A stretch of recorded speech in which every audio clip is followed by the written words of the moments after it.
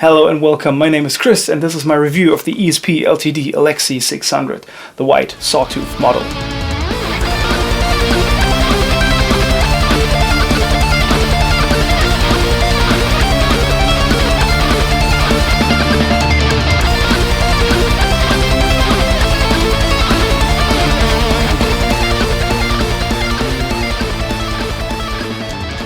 Thank you so much for tuning in. Now, before we start, two minor disclaimers. First of all, this is not a sponsored video. I bought the guitar with my own money and it's freaking awesome. And secondly, my reviews are a bit more laid back, sitting at a bar after a show talking about gear. So I will cover specs, but I won't go into like the tiniest detail about which metal was used to build the screws or whatever. So with that in mind, let's get this thing going. So this Alexi-600 is a Sawtooth model, as you can see right here. It's the black and white version. It also came in black and yellow. And what is interesting, this is the 2008 Korean-made model, is that this did not come with the usual EMG passive pickup, but rather an active Seymour Duncan Blackout. It also comes with chrome hardware, although I replaced the Floyd 1000 that it usually comes with an original one because I like the black much better. I also switched out the pot, or the pot cap, not the actual electronics, because you know the black just sounds cooler.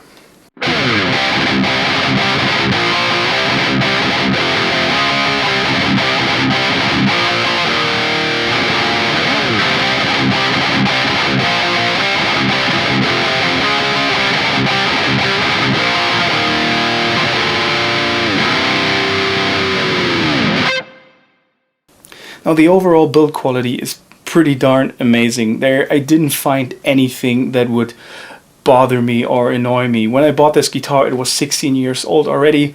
Granted, the dude before me didn't really play it out or anything, but still it was in perfect working condition. He never replaced the frets or anything, and everything feels so good and so high quality. And if I compare this guitar to other ones that I own that are far more expensive, this actually kinda always wins. So I also reviewed the ESP E2 FRX, and if I'm honest, this one feels and plays a lot better. I don't know what it is exactly, but it's just there's something to that early 2000 LTD feeling that I just love. When I started out, one of my first guitar was a Kirk Hammett 203, the Les Paul version of his signature guitar, and that's from 2005, also made in Korea, and they just have something that is so, even the lower cost models back then were very high quality. Right now, I own 4 guitars out of that time frame, and they are all amazing. They all feel a bit different, but they have the same general, oh yeah, this is an LTD. The Floyd 1000 that the guitar usually comes with is also in chrome, and like I said in the beginning, I pretty much just switched it out because I like the black a lot better. And I put it into the KH203 that I own, and it works perfectly fine. Like, as I said, the guitar was 16 years old when I bought it, so was the Floyd 1000, and it had been used pretty well. No issues at all. The blades were still sharp, it would return to level, so I can still use it. And as I said in my Jackson R24 FRH review, I never had really any issues with the Floyd 1000 series. I don't know, the originals kind of feel a bit better. That's the only word I can think of. But yeah, I would choose either. They all work fine. You can dive bomb the shit out of them. It's all good.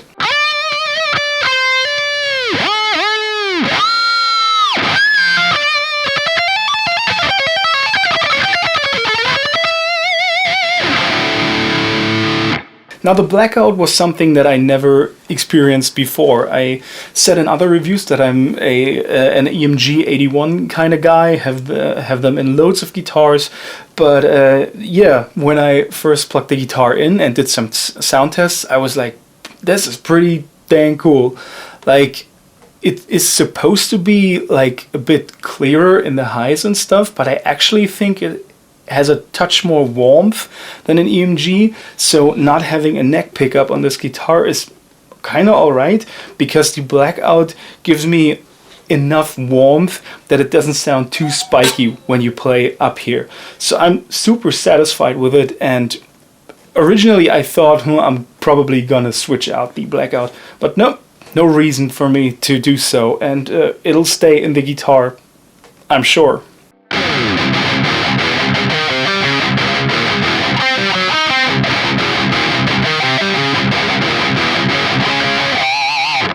The guitar comes also with Grover tuners, which I never had before, and they feel very good. Like, I don't care that they are not locking tuners. I think that's a bonus, but one that I don't need.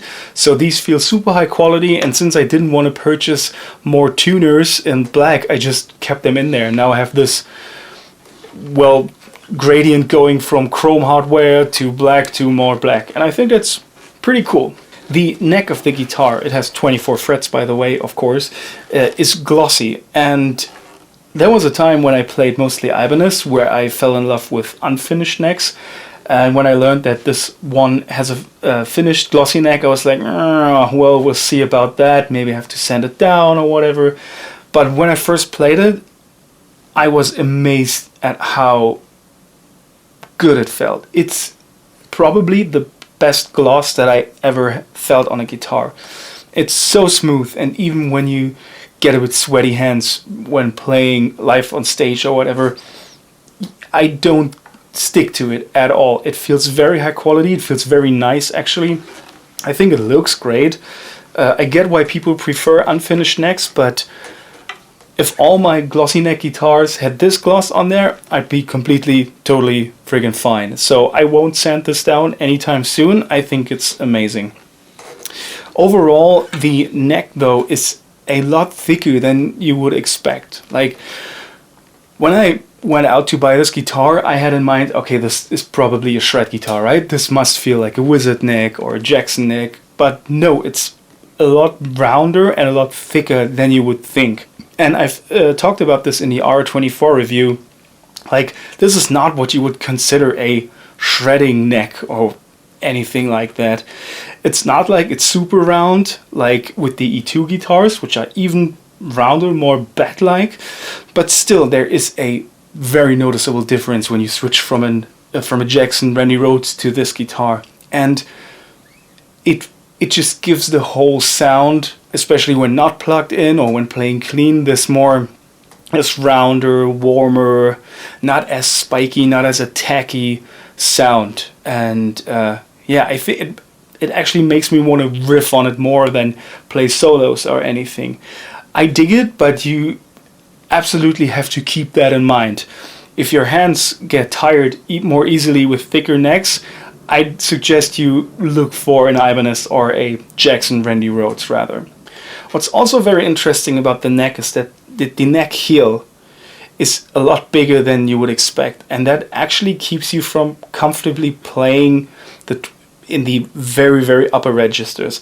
It's not impossible, you can play around it, no issue at all, but fret access is not as good as you would think with a guitar like this.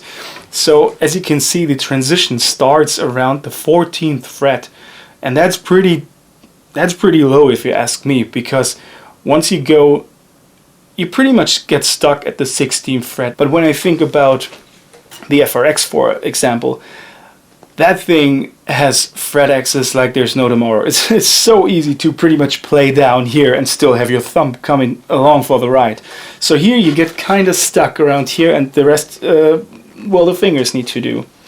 Again, not an issue that makes this guitar unplayable, but something to keep in mind, and where you might have to adjust your playing style.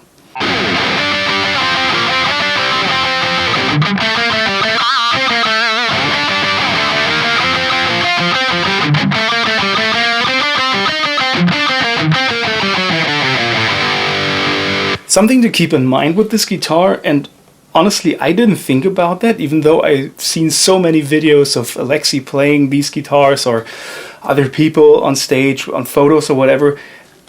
The body is actually really big, like large and long, and I was maybe naively so surprised how long the upper horn actually is. So when you compare it to something like a Super Strat, I hope this is visible on camera, it goes so much longer in that direction. So when you play smaller stages where you are super close to a drummer, a bar or maybe whatever, a youth center or whatnot, you actually have to be careful that you don't run into hardware or whatever and chip your guitar like crazy. Because as you probably already guessed, like, the horns get chipped super easy. So I would suggest getting something like this, a specific stand for that purpose anyway. But what about the lower horn? Because that is often a topic of discussion with the Alexi LTD models. Due to copyright reasons and licensing and whatnot, LTDs don't have the original Randy Rhoads shape, or the shape that you would get within a custom shop Alexi model. The lower horn is in fact longer. Now, in terms of looks, you will have to decide for yourself if you like that, if you don't like that. People often talk about it, and yeah, this is more akin to an actual Flying V style guitar. The thing is though, and I said that in the other review of the Jackson R24, that sitting down, I actually prefer the lower horn.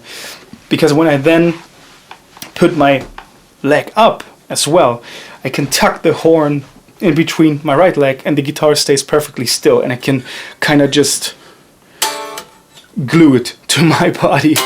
And with the R24, as much as I love that guitar, it tends to do this. Right? So I actually like the lower, longer horn.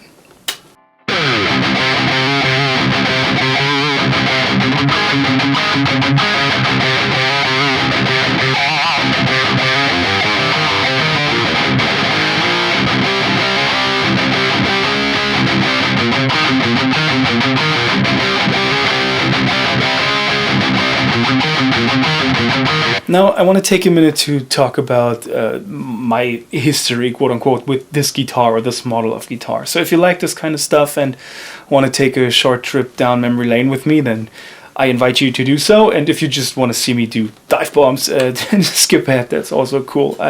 Yeah, no worries.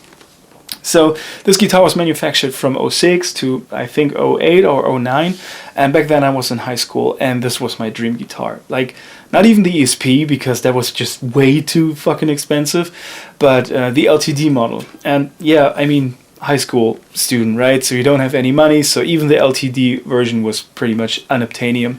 And when I got older and got a job and all that, I wasn't really interested in Children of Bodom. I started to play session, became a guitar teacher, so I needed different kinds of instruments for different kinds of jobs, and it just kind of slipped my mind, went away. Now this year in January, I kind of got back into the groove and started to dig out all the old albums and that, and had a bit of spare money and thought, well, maybe this is something. Then I found the Facebook Bodom Gear group and was completely hooked and decided to find someone who would sell his guitar. And I got so lucky with it because the dude who sold this to me never played out or rehearsed with other people, so he played this for almost 15 years in his room, and it was immaculate. So I got really, really lucky with this one. And yeah, it's just, even though I owned so many different guitars over the years, and I sold some and I still have some, like, this one is still special. I put it always on the wall across from where my bedroom is. So the first thing in the morning when I come out of the bedroom is I see this guitar, and like for the first month or something, I was like, it made me like happy. It still does, but it was like this, oh yeah, you finally got that guitar. After so many years, you got that guitar. And my wife was asking me, so is this really that special for you? And I was like, yeah, this is like it's a very cool thing to finally have this. And I read on the internet multiple times this was the case with other people. Like, this guitar, when this got released, Bodom were, I think, on their, like, the height of their popularity, like shortly after Hey Crew Death Roll and with Are You Dead Yet? And so yeah, the same situation applied to many people, and it's still cool to see, even years after he passed, how much influence his style still has. Like the music he wrote, how he played, like even how he fucking dressed. All that, yeah, goes to show how much of an influential musician Alexi really was. And yeah, I'm very, very happy with this instrument.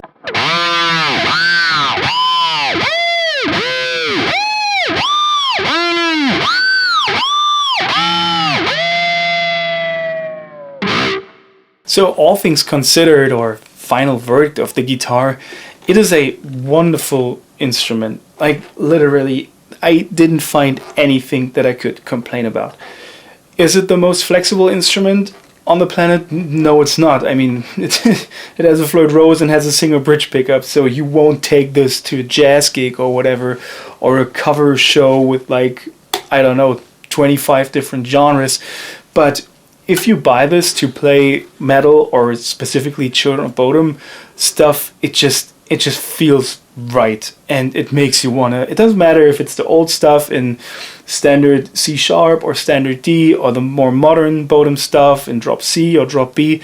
It just, yeah, it makes you want to play that, and it feels pretty cool to do so. So if with that in mind, I can recommend this guitar 100%. Like, this probably won't be the last Alexi model that I own, and they really fucking nailed that whole thing with the, oh, now there's one in green and there's one in purple. Did you also know this one has 2 pickups? So it's fun to see, especially in the Facebook group Bodom Gear Collection and Sales. Hi guys, you guys make me want to spend more money that I don't have.